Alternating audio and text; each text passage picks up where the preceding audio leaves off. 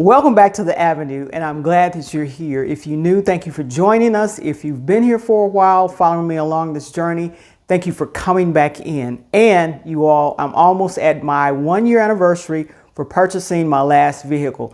Now, I did a video on it, and which I talked about the various vehicles I was considering, and I narrowed it down to the Mercedes-Benz, and I bought that. And it's been a year with this particular vehicle. Me as being a realtor, sometimes when people buy homes, they have buyer's regret and buyer's remorse. And so we're going to go over, did I think I made a mistake with buying this vehicle, especially in the environment that we are right now, or was it a good choice? Stay tuned. We're going to jump right in.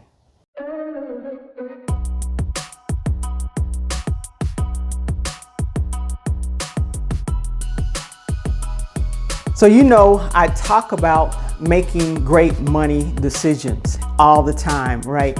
And so it's, to some of you, it may seem strange that, hey, she bought a luxury vehicle. Why didn't she just buy a normal vehicle? Well, I do have a Toyota truck.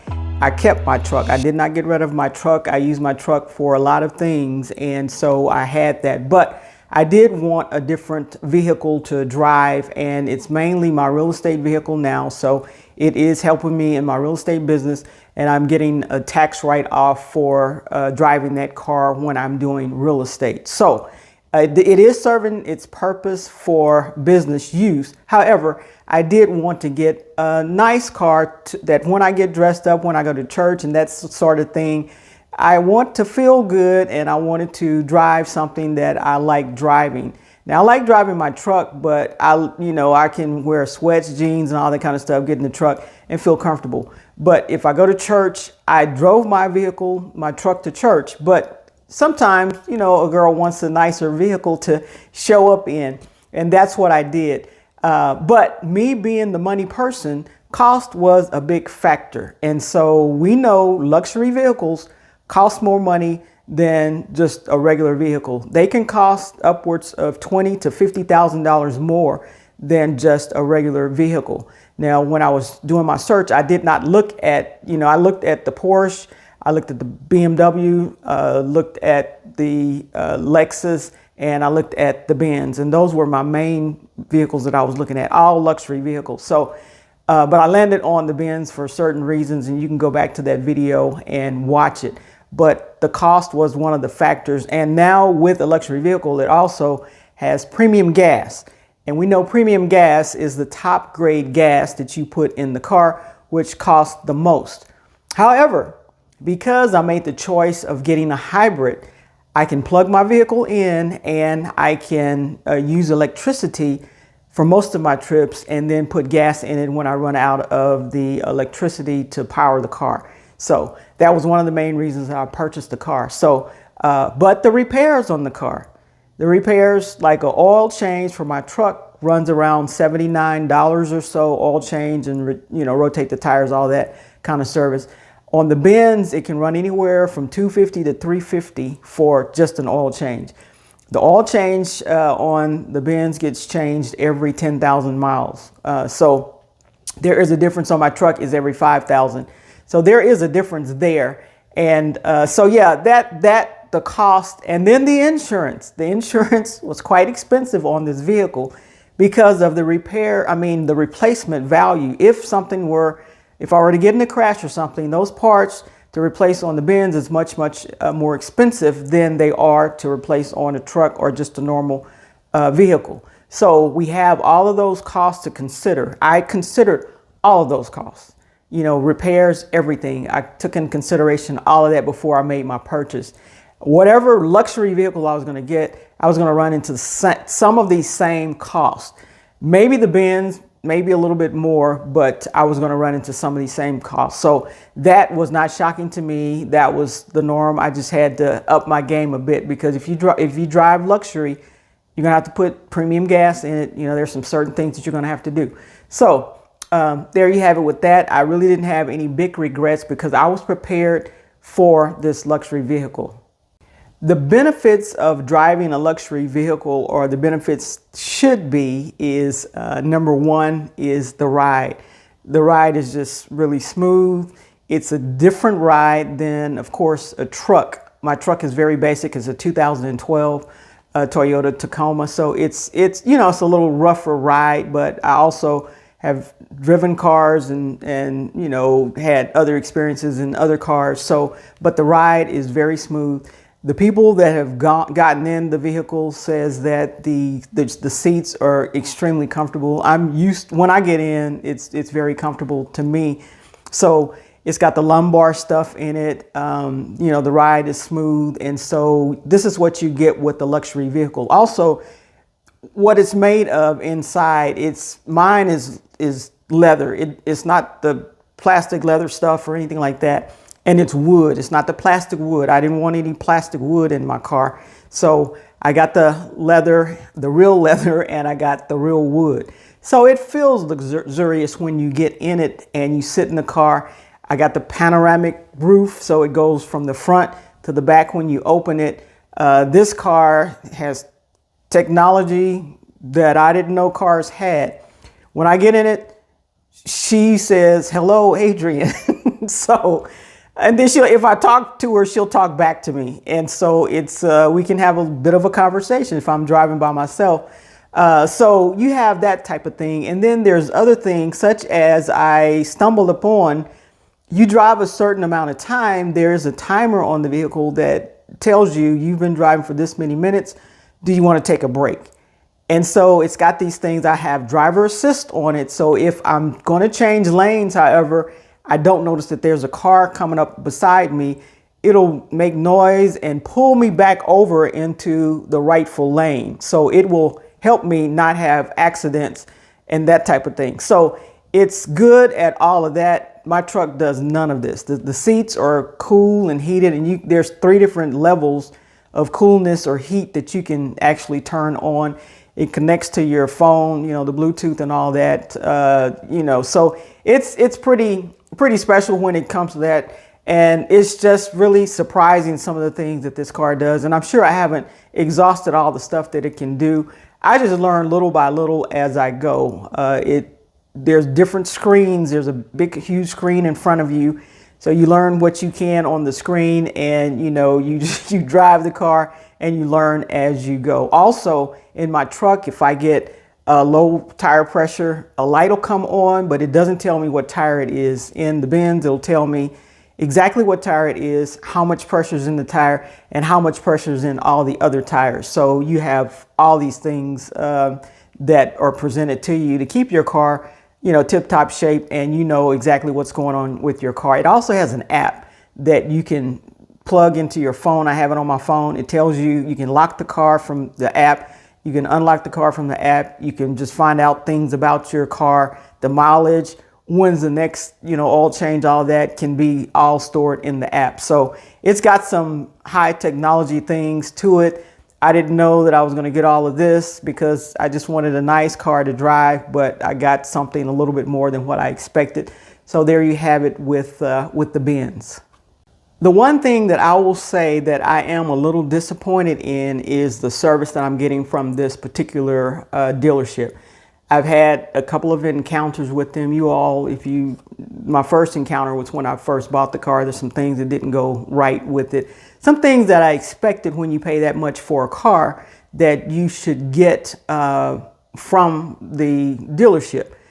Because when I had my Lexus, and I will always toot my horn for Lexus, I never had a problem. They rolled out the red carpet for me, free snacks, free this, free that. And when you come in, you just get handled with care at the Lexus dealership.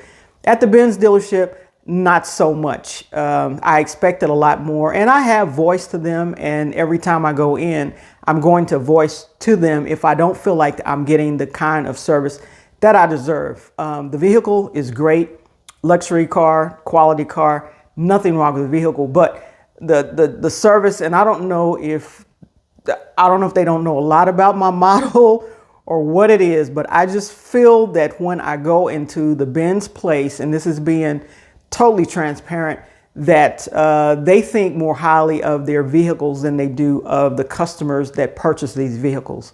This was my first Benz, and would I buy another one?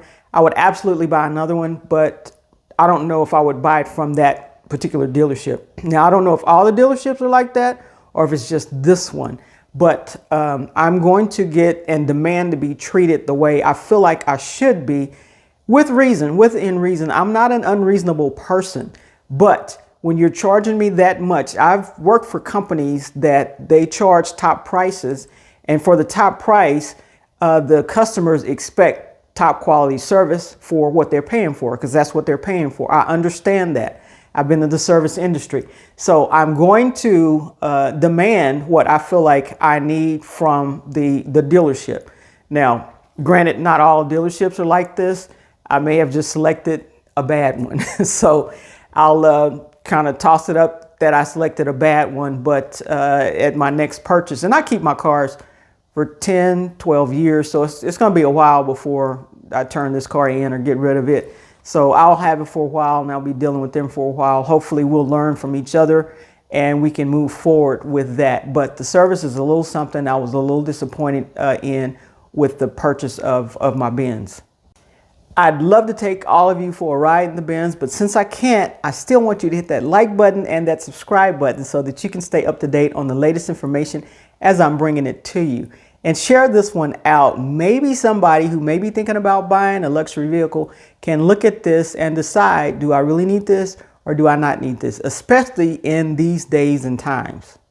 Now let's jump into the reasons that I bought the vehicle. Number one reason, I want you to know the reason I did not buy the vehicle is to impress other people, to keep up with the Joneses or any of that kind of stuff. That's not why I bought my vehicle.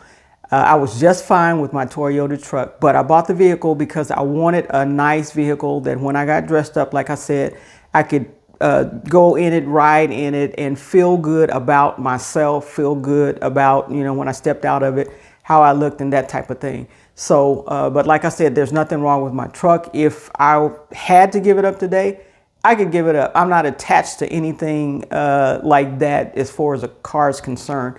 So, but it's something that I wanted. It's something that I had saved for you guys. I paid cash for this vehicle, so it was a guilt-free spend. It was a guilt-free purchase. I saved up enough money to buy the vehicle. I had the savings marked luxury vehicle, and I did not go over what I had in that account. Once I got to the point where this is the money that I was going to spend, and if there was something out there for me to buy it, and that's why I didn't buy the Porsche, because it was much more expensive.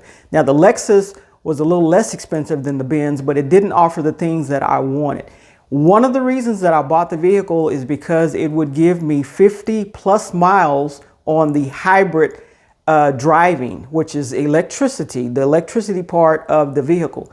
This would give me enough mileage to go back and forth to my parents' house, enough mileage to go around town, go back and forth to my real estate office, and just go, you know, around Austin back and forth without tipping into the gas. And you all, I'm glad to say that even after a year, I've only had to fill that car up twice.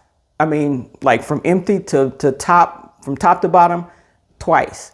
That's all. So the gas station has gotten 2 tanks full of premium gas out of me. Everything else is electrical. Now, what I did learn, what I didn't know at the first, and I did learn at the end, which saved me some money at the end, is once I drove the vehicle and the battery was running down, I would go and plug it in right away, not knowing what the rates were for that day or that time during the day. Big mistake. So I found out, I was talking to somebody and he said, well, why don't you plug it up at night? Because that's when the rates are cheaper. And I'm like, the rates are cheaper? Why didn't I know this? So learning that, I got online, saw when the rates started breaking and being a little less expensive per kilowatt hour. And there is a break at 8 o'clock at night because it's not peak time. There's another break at 11 p.m. Then there's a third break. The cheapest rates are at 3 a.m. in the morning. So I normally plug it in at 11 p.m. to get those rates because I'm not staying up to 3. I'm not setting an alarm clock to get up at 3 and go plug that car in or anything like that. So But that is helping me save because I'm getting better rates. You know, not a lot of people are using a lot of electricity that late at night, and so the rates are a lot cheaper. So I learned this from that, you know, and so it's helping me with that. So I'm not seeing a huge amount of extra electricity used just because I plug the vehicle in.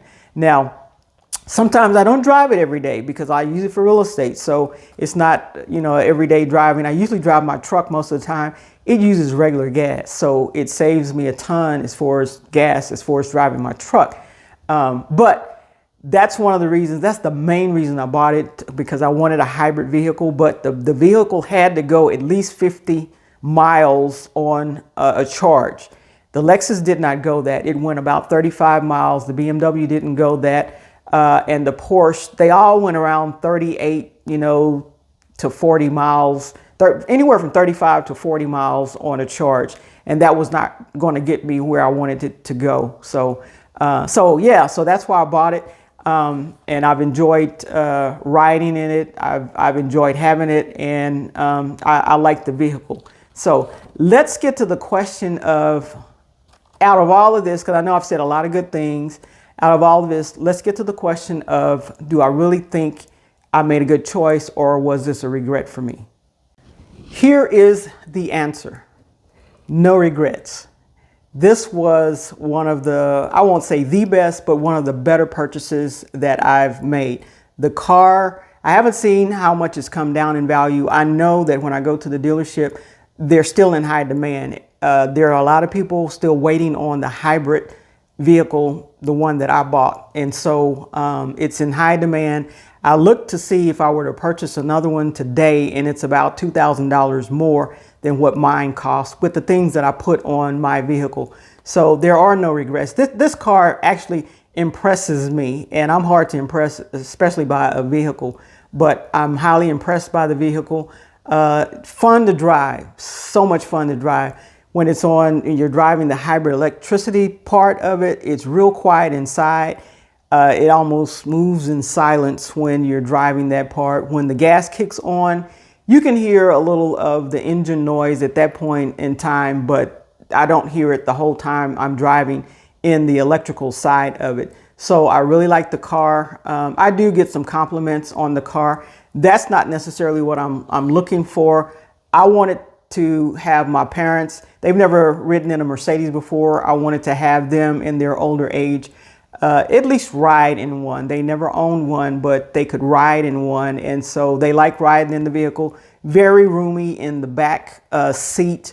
It's just a joy to drive, a joy to have, and it's no problems. Now, what I did do, because I know that with it being electric or a luxury vehicle, that the expenses were going to be higher. So I have a fund, a car fund for those expenses. So I will tell you this. The kind of tires I have on this vehicle, they're called run flats.